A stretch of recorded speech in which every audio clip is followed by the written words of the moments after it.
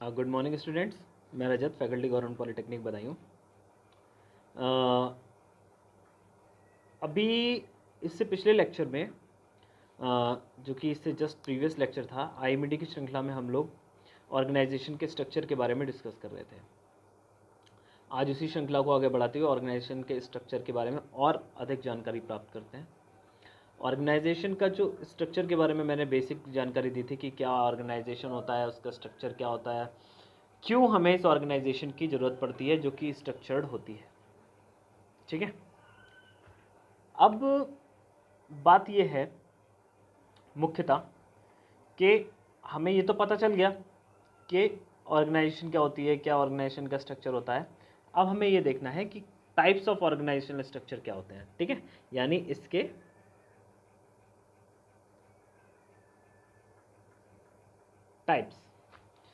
Types क्या होते हैं। ठीक है, तो types of organisational structure heading डाल लीजिए, हेडिंग डालिए types of organisational structure.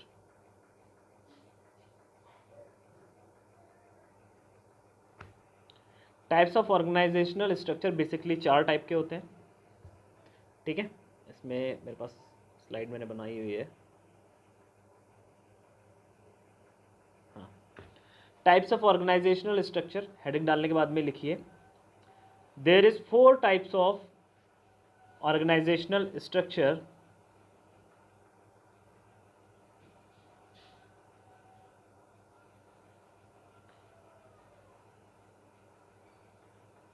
can be classified as following.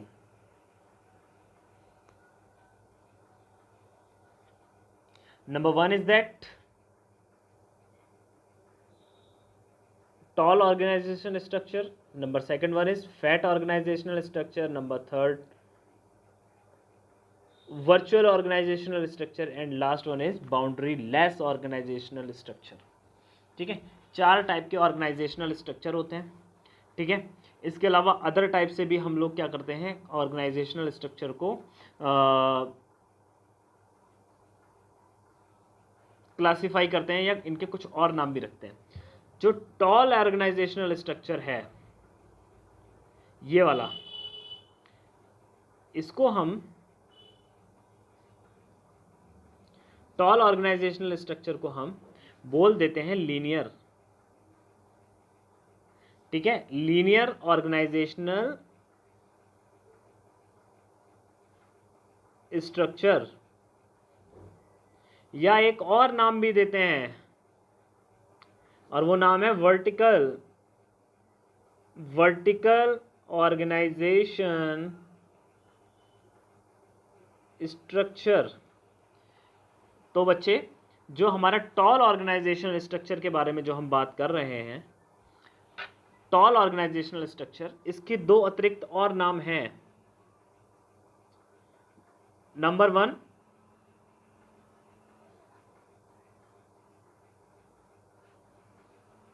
इसके 2 अतिरिक्त नाम हैं। नंबर 1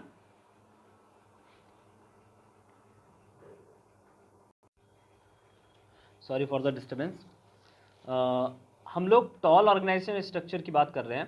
तो मैंने बताया था कि टॉल ऑर्गेनाइजेशन स्ट्रक्चर जो होते हैं उसके 2 नाम और भी होते हैं, जिसको हम वर्टिकल ऑर्गेनाइजेशनल स्ट्रक्चर या लीनियर ऑर्गेनाइजेशनल स्ट्रक्चर भी कहते हैं। ठीक है, वहीं अगर बात करते हैं फैट ऑर्गेनाइजेशनल स्ट्रक्चर की, तो फैट ऑर्गेनाइजेशनल स्ट्रक्चर को भी हम लोग हॉरिजॉन्टल ऑर्गेनाइजेशनल स्ट्रक्चर बोलते हैं। ठीक है, आप नोट कर लीजिए।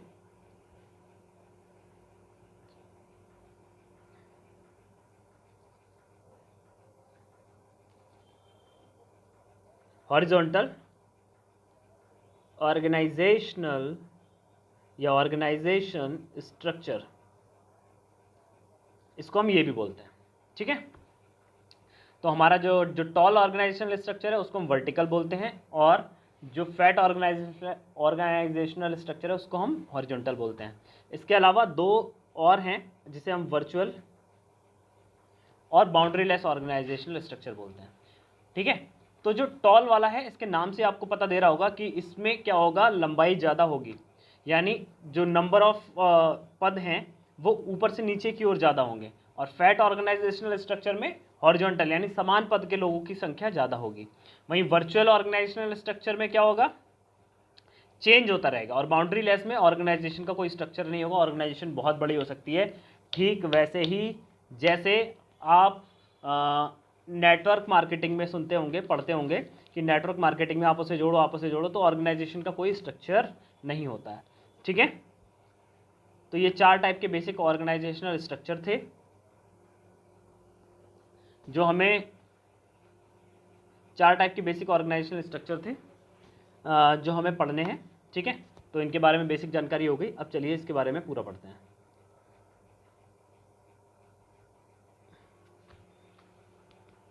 टॉल ऑर्गेनाइजेशनल स्ट्रक्चर मैंने आपको बताया इस प्रकार का कुछ होता है। इसमें क्या होगा, जो पद होंगे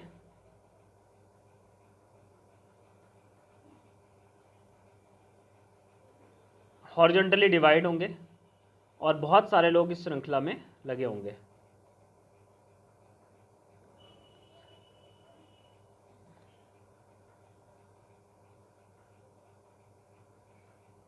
इस तरीके से, और नीचे और भी बड़ी चेन होती जाएगी। ये छोटे छोटे छोटे छोटे बहुत सारे लोग होंगे यहाँ पे। ठीक है, तो इस प्रकार के स्ट्रक्चर को हम लोग, देखिए आप इसमें महसूस करेंगे कि ये स्ट्रक्चर कैसा है, लीनियर स्ट्रक्चर है, ऊपर से नीचे की ओर है। ठीक है, यानी ये लंबा लंबा है, यानी ये वर्टिकल है, यानी इस प्रकार के इस प्रकार के ऑर्गेनाइजेशनल स्ट्रक्चर जो कि लंबाई में हो, जिनकी लंबी श्रृंखला हो, उनको हम बोलते हैं टॉल ऑर्गेनाइजेशनल स्ट्रक्चर या फिर vertical organisational structure. Okay, next इसके बारे में थोड़ा सा नॉलेज, बेसिक नॉलेज यहाँ पर दिया हुआ है स्लाइड में, आप इसको नोट कर लीजिए।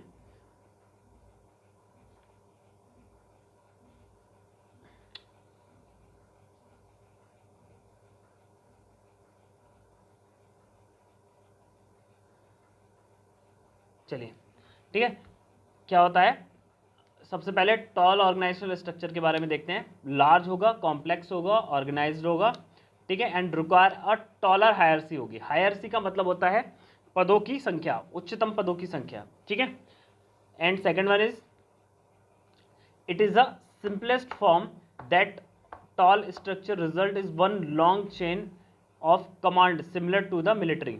ठीक है, जैसे कि बहुत ऊंची श्रृंखला होती है जिसमें एक पद के ऊपर एक पद के ऊपर एक पद होता है, फिर सबसे ऊपर पद होता है। लाइक मिलिट्री, मिलिट्री में क्या होता है, बहुत सारे पद होते हैं बेटा, है ना, छोटे बड़े बहुत सारे पद होते हैं।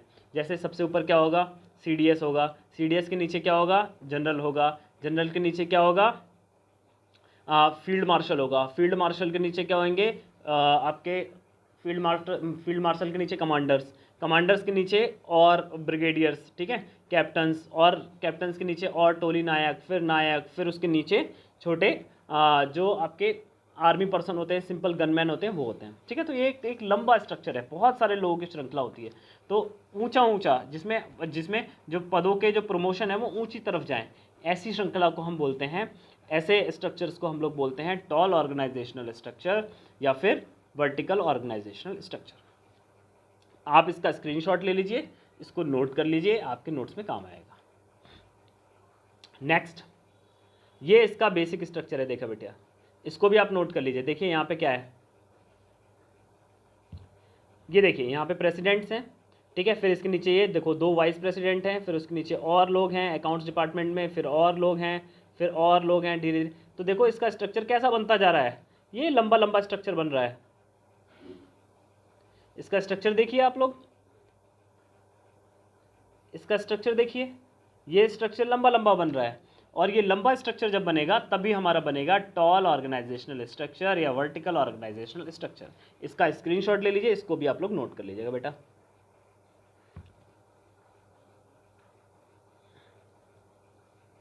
नेक्स्ट देखते हैं,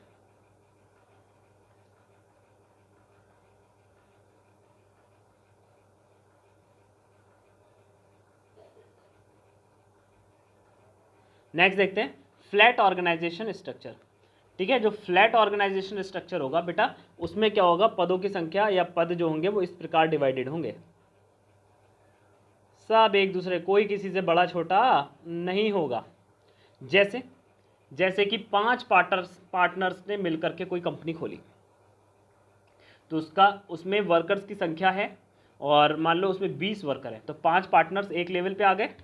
ऐसे दिखा देता हूँ, ये 5 पार्टनर्स एक लेवल पे आ गए और उसके नीचे 20 वर्कर्स जो कि आपके इस तरीके से लगे होंगे।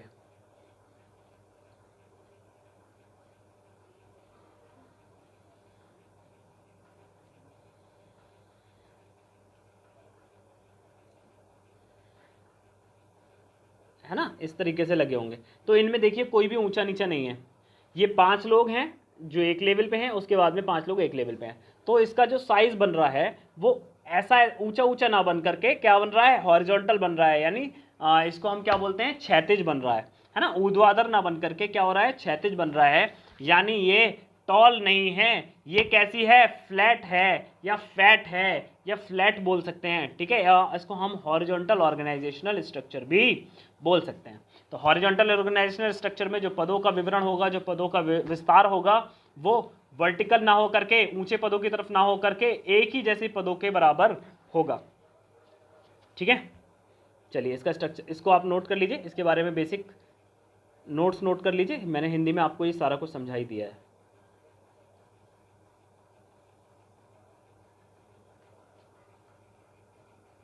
फटाफट से नोट करिए, स्क्रीनशॉट ले लीजिए इसका।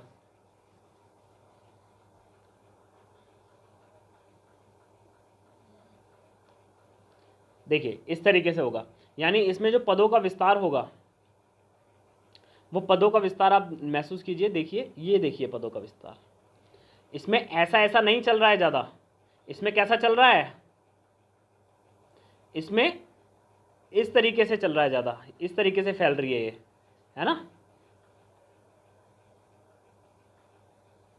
ये देखिए, ये इस तरीके से फैली हुई है। इसी को हम बोलते हैं क्या बेटा, फ्लैट। ठीक है, फ्लैट बोल सकते हैं या फिर क्या बोल सकते हैं बेटा, हॉरिजॉन्टल ऑर्गेनाइजेशन स्ट्रक्चर। ठीक, चलिए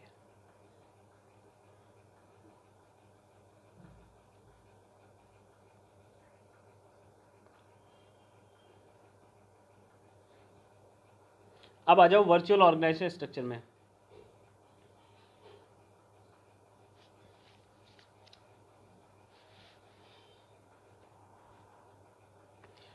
वर्चुअल ऑर्गेनाइजेशन स्ट्रक्चर क्या होता है, वर्चुअल ऑर्गेनाइजेशन स्ट्रक्चर में क्या होता है बेटा, बीच के जो पद होते हैं वो गायब होते हैं। ठीक है, बीच के पद जो होते हैं वो बीच में गायब होते हैं, और कोई भी इंफॉर्मेशन भेजनी है तो ऐसे ना जा करके ऐसे डायरेक्ट बाईपास होकर चली जाएगी। यानी आप डायरेक्ट अपने हायर अथॉरिटी को कंट्रोल कर सकते हैं, हायर अथॉरिटी को आप बता सकते हैं। यानी ऐसा वर्टिकल स्ट्रक्चर, ऐसा वर्टिकल या बोल सकें लीनियर, या फिर हम बोल दें लॉन्ग, है ना, टॉल जिसे बोलते हैं, टॉल ऑर्गेनाइजेशन स्ट्रक्चर, जिसमें बीच के पदों की संख्या ज़्यादा ना हो। हम डायरेक्ट ही क्या कर सकते हैं, ऊपर वाली अथॉरिटी को क्या कर सकते हैं, वो कर सकते हैं, रिपोर्ट कर सकते हैं, है ना। आपको इस तरीके से ना जा करके आप डायरेक्ट रिपोर्ट कर सकते हैं अपने वो हायर अथॉरिटी को। ठीक है, ये होता है virtual organisational structure through the communication. ठीक है, ये लिखा हुआ है, आप इसको यहाँ पे नोट कर लीजिए। बहुत ज़्यादा कुछ खास नहीं है, बेसिक जो थे, मेन जो दो थे वो फ्लैट और टॉल थे। ठीक है, फ्लैट और टॉल ही ज़्यादा पूछे जाते हैं, लेकिन आप फिर भी इसको नोट कर लीजिए। टाइप्स ऑफ ऑर्गेनाइजेशनल स्ट्रक्चर अगर लिखने को आएगा तो आपको इनको मेंशन करना होगा। ठीक है, इसका स्क्रीनशॉट ले लीजिए और कॉपी में नोट कर लीजिए। नेक्स्ट आता है बाउंड्री लेस। बाउंड्री लेस, जैसा कि इसके नाम से पता चल रहा है,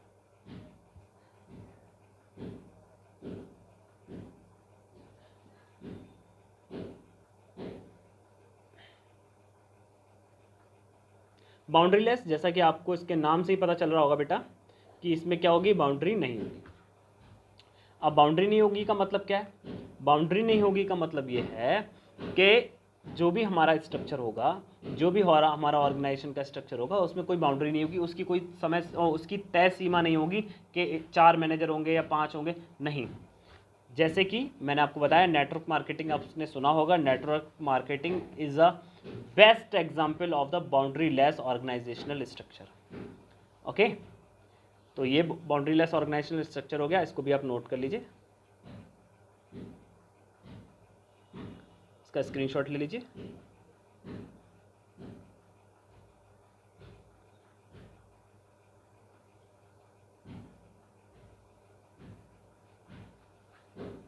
अब बात आती है feature of organisational structure. Feature of organisational structure क्या होते हैं? ये डिटरमाइन करते हैं किसमें, role, power and responsibility of the individuals. यानी अगर आप किसी कंपनी में काम कर रहे हैं तो आपको फीचर ऑफ ऑर्गेनाइजेशनल स्ट्रक्चर के तहत ही आपको ये पता चलेगा कि आपका रोल क्या है उस कंपनी में, पावर क्या है, रेस्पॉन्सिबिलिटी क्या है। यानी हिंदी में अगर कहें तो फीचर ऑफ ऑर्गेनाइजेशनल स्ट्रक्चर के कारण ही हमें किसी संस्था में काम करने पर हमारा रोल, हमारी ताकतें, हमारी जिम्मेदारियां हमें पता चलती हैं। ठीक है। दूसरा है depends on the objective and strategies. आपकी ऑर्गेनाइजेशन का जो ऑब्जेक्टिव है, जो उद्देश्य है, उसके अकॉर्डिंग उस पर डिपेंड करता है। ठीक है, ये 2 बेसिक थे, नीचे वाला भी नोट कर लीजिएगा। अब बात आती है importance of the organisational structure. क्या करता है ऑर्गेनाइजेशनल स्ट्रक्चर के फायदे क्या हैं? ठीक है, नंबर 1 फ़ायदा तो ये है कि अगर आपके यहाँ ऑर्गेनाइजेशन का स्ट्रक्चर है तो आपके यहाँ कोई ना कोई सिस्टम बन जाएगा, है ना। सिस्टम बन जाएगा तो आपका जो काम है वो इफेक्टिव हो जाएगा। नंबर दूसरा, रिडक्टेंट एक्शन। ठीक है, आपका जो एक्शन, जो फालतू का इधर उधर का टहलना होता है, ठीक है, एक दूसरे के ऊपर डालना, मैंने बोला ना, एक दूसरे के ऊपर काम डाल देते हैं कि ये मेरा नहीं है, तेरा नहीं है, इस तरीके से, तो वो चीज़ खत्म हो जाएगी। ठीक है, और टीम वर्क को भी बढ़ावा मिलेगा। ठीक है, और कम्युनिकेशन भी उनमें इम्प्रूव हो जाएगी। क्यों? क्योंकि मुझे अगर छुट्टी लेनी है तो मुझे पता है कि मुझे किससे बात करनी है। ऐसा नहीं है कि मैं इधर उधर लेकर के फिर रहा हूँ, कभी इसके पास कभी उसके पास, कि मुझे छुट्टी दे दो, नहीं। ऑर्गेनाइजेशन का एक स्ट्रक्चर है, यानी मुझे छुट्टी लेनी है तो मैं अपने सीनियर के पास जाऊँगा, छुट्टी मिलेगी या नहीं मिलेगी, बात खत्म हो जाएगी। ठीक है, ऐसा नहीं है कि मुझे 10 आदमी के सामने छुट्टी लेने जाना है। ठीक है, तो ये ऑर्गेनाइजेशन के स्ट्रक्चर के फ़ायदे हैं। उम्मीद है स्ट्रक्चर ऑफ द ऑर्गेनाइजेशन आप लोग को समझ में आया होगा। ठीक है, मिलते हैं नेक्स्ट लेक्चर में किसी और टॉपिक के साथ में। तब तक के लिए अपने घर पर सुरक्षित रहिए, बाहर ना निकलिए, सरकार द्वारा दी गई सभी गाइडलाइंस को फॉलो करिए। ठीक है, और देश का कोरोना के खिलाफ इस जंग में देश की अपना महत्वपूर्ण योगदान दीजिए। ठीक है, मिलते हैं नेक्स्ट लेक्चर में, तब तक के लिए धन्यवाद।